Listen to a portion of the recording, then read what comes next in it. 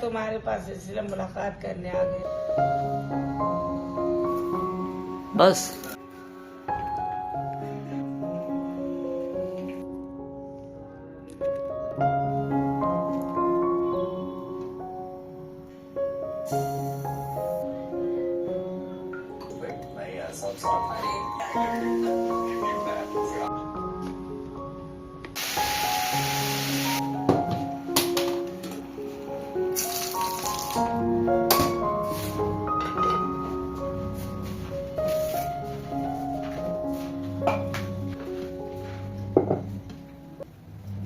अस्सलाम वालेकुम, कैसे हैं आप लोग। तो सुबह का वक्त है और मैं आ चुकी हूँ किचन में और स्टार्ट करते हैं अपने इस व्लॉग को। तो आज की शुरुआत इस रोटी से हो रही है। ज़्यादातर तो मैं पराठे बनाती हूँ और आज मैं रोटी इसलिए बना रही हूँ क्योंकि मैंने डाइटिंग स्टार्ट की है और रात की रोटी बची नहीं है, तो मैंने सोचा एक ताज़ी रोटी डाल लेती हूँ। पराठे से तो बेहतर ही है, वरना जिस दिन रोटी नहीं बचती थी फिर मजबूरी में मैं पराठा खा लिया करती थी। और हस्बैंड को भी मैं बहुत ज़्यादा टोकती हूँ कि पराठे खाना बंद करें और पराठे से सीधे रोटी पे आएँ, लेकिन वो मानते नहीं हैं और मुझे तो रोज़ रोज़ देख के ही उलझन होती है पराठे। और बीच में मैंने भी लापरवाही करी ना, इसीलिए मुझे लग रहा है मेरा वेट जो है वो बढ़ चुका है। तो कोई बात नहीं, इंशाल्लाह पूरी कोशिश करेंगे और वेट लूज़ करेंगे। तो सुबह उठ के सबसे पहले मैंने अजवाइन और ज़ीरे का पानी लिया था। गरम मैं लेती हूँ, एकदम गुनगुना नहीं, गरम लेती हूँ। जितनी गरम चाय हम पीते हैं ना, तो वो ज़्यादा फ़ायदा करता है। और छोटे छोटे घूंट में उसको लीजिए तो बहुत ज़्यादा बेनिफिट्स होते हैं उसके। मैंने रात को ही अजवाइन और ज़ीरा भिगो के रख दिया था 1 गिलास पानी में, और फिर उसको 2 गिलास पानी में बॉईल करा। एक तो जो ज़ीरे अजवाइन का पानी था वो, और दूसरा 1 गिलास उसमें और ऐड कर दिया और उसको काफ़ी देर तक मैंने धीमी आंच पे बॉईल किया। उसका कलर भी डार्क हो गया और बस फिर उसको छान लीजिए और जैसे आप चाय मज़े ले के पीते हैं ना, वैसे ही पीजिए तो बहुत फ़ायदा करता है।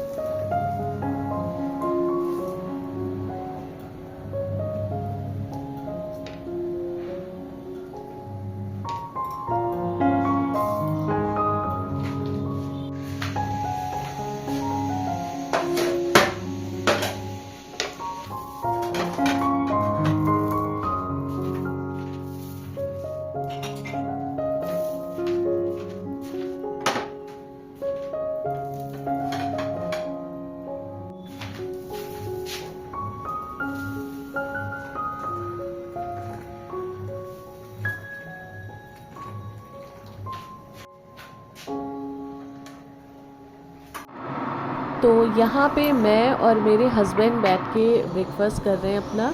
और मैंने एक पूरी रोटी नहीं ली है, मैंने आधी रोटी ली है। तो जब भी डाइटिंग करें तो जो भी आप खाना खाते हैं उसका हाफ़ कर दें और इसी तरह से धीरे धीरे कम करें। एकदम से ऐसा नहीं कि बिल्कुल स्किप कर दें, उससे क्या होता है कि बहुत कमज़ोरी आ जाती है।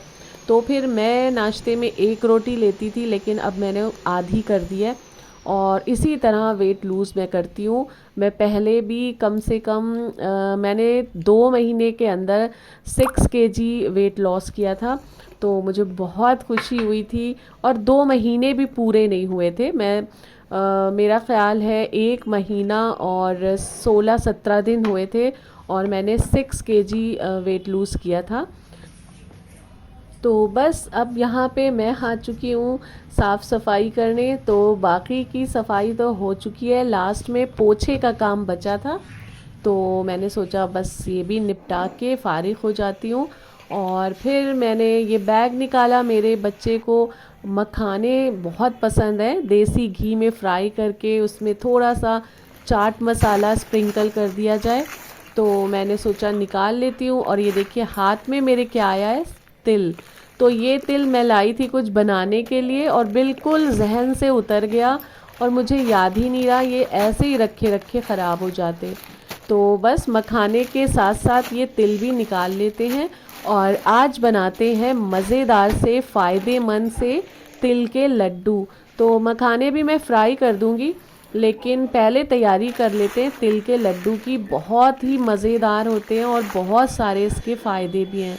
तो इसके लिए सबसे पहले मैं यहाँ गुड़ को थोड़ा सा महीन महीन कट कर लूँगी ताकि इसको पकने में बिल्कुल टाइम ना लगे। तो तिल के लड्डू जाड़ों में बहुत ज़्यादा फ़ायदा करते हैं। अगर आपके घुटनों में, जोड़ों में दर्द है या हाथ पैर में सनसनाहट रहती है, तो और बहुत सारी चीज़ों का ये इलाज है, समझ लीजिए एक तरह से। तो गुड़ के लड्डू, सॉरी तिल के लड्डू आप विंटर्स में ज़रूर बना के रखा करें। तो ये देखिए इस कटोरी से मैं पूरा मेजरमेंट करूँगी और आप लोग के घर जो भी कटोरी है एक ले लीजिए। और मैंने ये 1.5 कटोरी लिए हैं तिल, इनको हम धीमी आंच पे अच्छे से रोस्ट करेंगे। तिल एकदम चटकने से लगते हैं और थोड़े से फूल जाते हैं, हल्का सा कलर चेंज हो जाता है, हल्का लाइट पिंक कलर हो जाएगा ना, तो ये साइन है कि आपके तिल अच्छे से फ्राई हो चुके हैं, तो रोस्ट हो चुके हैं। तो तिलों को जितने अच्छे से आप भूनेंगे तो इनकी शेल्फ़ लाइफ उतनी ज़्यादा हो जाएगी। आप 2-3 महीने रख के इनको बहुत आराम से खा सकते हैं। तो बस ये देखिए तिल हमारे चिटकने लगे हैं अच्छे से, ये हमारे भुन चुके हैं। इनको एक प्लेट में निकाल के साइड कर देते हैं। और अब इसी कढ़ाई में हम डालेंगे 1 चम्मच देसी घी। और देसी घी अगर नहीं है तो आप दूसरे किसी घी में बना सकते हैं, लेकिन देसी घी का जायका बहुत ही अलग आएगा, लड्डू बहुत ही मज़े के बनेंगे। तो अगर देसी घी है तो आप ज़रूर ऐड करिए। तो देसी घी डालने के बाद हमने इसमें डाला है 1 कटोरी घी और घी को इस तरह से छोटे छोटे पीसेस में कट ज़रूर कर लीजिएगा, क्योंकि फिर घी जलने का डर होता है अगर आप बड़े बड़े पीसेस इसमें डालेंगे। और इसमें फिर मैंने डाल दिया है 1/2 कटोरी से भी कम थोड़ा पानी और इसको अच्छे से हम पका लेंगे। तो गुड़ हमारा अच्छे से पक गया है, ये कैसे हमें पता चलेगा? इसके लिए हम एक कटोरी में लेंगे ठंडा पानी और गुड़ को थोड़ा सा इसमें डालेंगे। अगर ये शेप बनाने लगेगा गुड़ थोड़ा सा इस तरह से, देखिए ये उंगली में एक साथ आ गया है, इसका आप छोटा सा बॉल ऐसा बना सकते हैं, यानी गुड़ हमारा पक चुका है अच्छे से। अब इसमें डाल देंगे हम 1 चुटकी बेकिंग सोडा। उससे क्या होगा, गुड़ बहुत लाइट हो जाएगा और कलर भी लाइट हो जाएगा। तो बेकिंग सोडा ज़रूर डालिए। इसको डाल के कुछ सेकंड्स के लिए इस तरह मिक्स करिए। तो गैस अभी हमारी लो है और लो फ्लेम पे ये प्रोसेस करिएगा आप।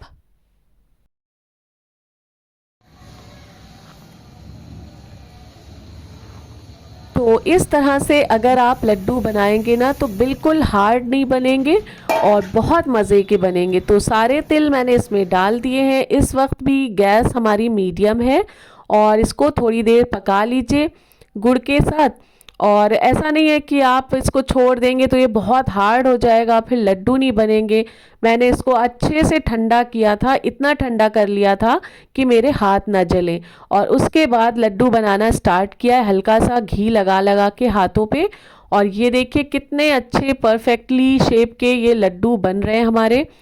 तो बिल्कुल हार्ड नहीं होंगे। मेजरमेंट आप यही रखिएगा, 1.5 कटोरी तिल और 1 कटोरी पानी, सॉरी 1 कटोरी गुड़ और आधी कटोरी से भी कम पानी। तो ये मेजरमेंट अगर आप रखते हैं ना तो लड्डू आपके बहुत ही अच्छे इंशाल्लाह बनेंगे, बिल्कुल हार्ड नहीं बनेंगे। मुझे वो मार्केट से आए हुए हार्ड लड्डू बहुत ही ख़राब लगते हैं, ऐसा लगता है कि दांत ही टूट के गिर जाएंगे, इतने कुछ कुछ हार्ड होते हैं। और ये हमारे जो लड्डू बने हैं ये माशाल्लाह से बिल्कुल परफेक्ट बने। अभी मैं तोड़ के भी आपको आगे दिखाने वाली हूँ। तो ये देखिए बड़े साइज़ के मैंने बनाए हैं, तो इतने लड्डू ये बने हैं। और ये 1-2 लड्डू दिन में आप जाड़ों में खा लेना तो बहुत फ़ायदेमंद रहते हैं। तो एक लड्डू मैं अभी आपको तोड़ के दिखाऊंगी, कोई बहुत ज़्यादा हार्ड भी नहीं है और बिल्कुल सॉफ्ट भी नहीं है। ये देखिए ईज़िली आप इसे कट कर सकते हैं और बहुत ज़्यादा मज़े का है। मेरे वहाँ तो ये 2 दिन चल जाएं तो बड़ी बात है क्योंकि हमारे वहाँ सभी लोग मीठे के बहुत ज़्यादा शौकीन हैं। तो आज मैं आप लोगों को मिलवाऊंगी शब्बोबाजी से। तो शब्बोबाजी को मैंने प्रीवियस वीडियोस में आपको दिखाया है।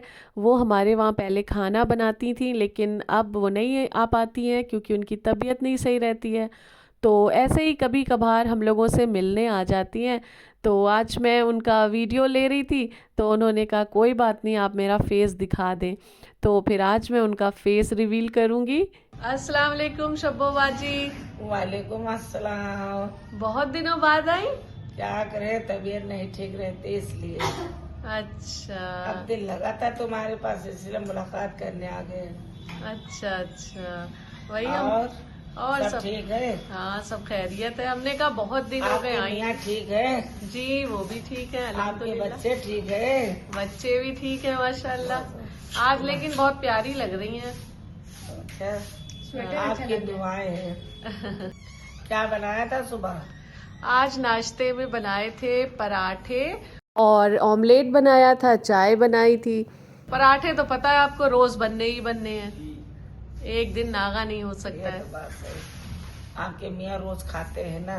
हाँ वही तो, तभी और रोज। बच्चे भी खाते हैं? बच्चे तो खैर कभी कभार कुछ और भी खा लेते हैं। अब दोपहर में क्या खाओगी? दोपहर में आप प्यार से जो भी खिलाएंगी पका के, आपके हाथों का तो अलग ही मजा होता है, इतने मजे का बनाती हैं। ये है, बहुत महीने हो गए आपकी से आए हुए ना। देखो सूजन हमारी कितनी चढ़ी, तबीयत नहीं ठीक है। ये तो बात है। तो दोपहर के लिए मैं बना रही हूँ यहाँ पे बिरयानी। तो मैंने सोचा चलो आज शब्बोबाजी को अपने हाथ का खाना बना के खिलाते हैं, क्योंकि बेचारी जब भी आती हैं तो वही खाना बनाने लगती हैं।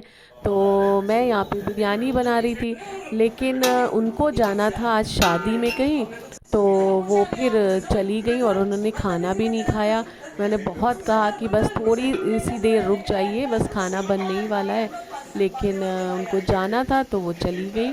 और फिर अखनी मैंने तैयार कर दी थी और बाकी का काम जो है वो मेरी बेटी ने संभाल लिया। तो बाकी आगे की बिरयानी उसने बनाई और माशाल्लाह से बिरयानी बहुत ही अच्छी, बहुत लजीज बन के तैयार हुई थी। तो बस हम लोगों ने अपना लंच एंजॉय किया और शब्बोबाजी आई थी, हम लोग बहुत देर बैठे थे और बातें की, और इसीलिए आज थोड़ा सा लंच में भी देर हो गया। लेकिन कोई बात नहीं, जब कोई आता है इतनी मोहब्बत से आपसे मिलने तो उसके पास बैठ के अच्छे से प्रॉपर टाइम देना चाहिए उसको। और यहाँ पे मैंने थोड़ी सी बिरयानी निकाल ली अपने लिए, और वैसे तो मैं सोच रही थी बिरयानी ना खाऊं, स्किप कर दूं, लेकिन यहाँ पे मेरी बेटी फिर मुझे बहुत वो करती कि मम्मा एकदम से बिल्कुल सब छोड़िए मत वरना कमज़ोरी आ जाएगी आपके। तो फिर मैंने ले ली। और यहाँ पे ये देखिए मैं अपनी अम्मी की रेमेडी यूज़ करने जा रही हूँ। तो उन्होंने बताया है कि नीम की पत्तियों को इस तरह से निकाल लें एक बर्तन में। और ये डंडियाँ बहुत काम की होती हैं, इनको बिल्कुल ना फेंकें, इनको सुखा के रख लें। ये टूथपिक के काम आ सकती है। और बच्चों के जब नाक कान छिदते हैं ना, तो उसमें आप डाल सकते हैं, या अपना भी अगर कभी आपने कुछ नहीं पहना है कानों में, तो ये सी के डाल सकते हैं, इससे कान या नाक बंद नहीं होती है। और ये रेमेडी मैं नेक्स्ट व्लॉग में इंशाल्लाह शेयर करूँगी। तो अभी मैंने पत्तियाँ फ़िलहाल निकाल के रख ली हैं। और अब मैं आ चुकी हूँ किचन में, क्योंकि शाम का वक्त हो चुका है, तो डिनर बनाना है। तो आज डिनर में क्या बन रहा है? आज मैं बना रही हूँ सेम आलू की सब्ज़ी और अरहर की दाल। तो बहुत दिनों बाद प्रॉपर तरीके से वेज खाना बन रहा है, जो मेरा तो खैर फेवरेट है। तो मैं बहुत सिंपल तरीके से ये सब्ज़ी बनाती हूँ। बस कढ़ाई में डाला थोड़ा सा ऑयल, उसमें डाल दिया लहसुन छील के बीच से कट करके, और सेमे डाल के अच्छे से फ्राई कर लिया। सूखी मिर्चें भी हाँ डलती हैं, सूखी मिर्चें भी डालना है इसमें। तो ये सब्ज़ी बहुत बहुत ज़्यादा मज़े की बनती है, और रोटी के साथ तो खैर अच्छी लगती है। सुबह ब्रेकफास्ट में ये पराठे के साथ बहुत अच्छी लगती है, जो मैं बिल्कुल नहीं खाने वाली हूँ। मैं तो रोटी के साथ ही इसे खाऊंगी। और जो मैं रेमेडी की बात कर रही थी, नीम की पत्तियाँ जो मैंने अलग करी हैं, तो नेक्स्ट व्लॉग में मैं आपको उसका बताऊंगी। लेकिन मैं बता दूं, मेरे जो बेटा है छोटा, उसको विंटर में बहुत ज़्यादा ड्राइनेस हो गई है, और फेस पे महीन महीन से दाने निकल आए हैं। तो उसके लिए ये रेमेडी है, इंशाल्लाह मैं लगाऊंगी भी उसके, और ये बहुत फ़ायदा करती है। एक बार और मैं यूज़ कर चुकी हूँ इसे। तो बस सेमे डाल के मैंने भून लिया, और साथ में इसमें आलू भी डाल दिए छोटे छोटे कट करके। और बेसिक से जो मसाले होते हैं, हल्दी, नमक, मिर्च, ये सब डाल के आप अच्छे से इसको भून लीजिए और ढक के रख दीजिए धीमी आंच पे। तो जितना इसको आप धीमी आंच पे पकाएंगे, उतनी ही सौंधी बनती है सेम आलू की सब्ज़ी। तो बस इस तरह से देखिए सारे मसाले मैंने डाल दिए हैं इसमें।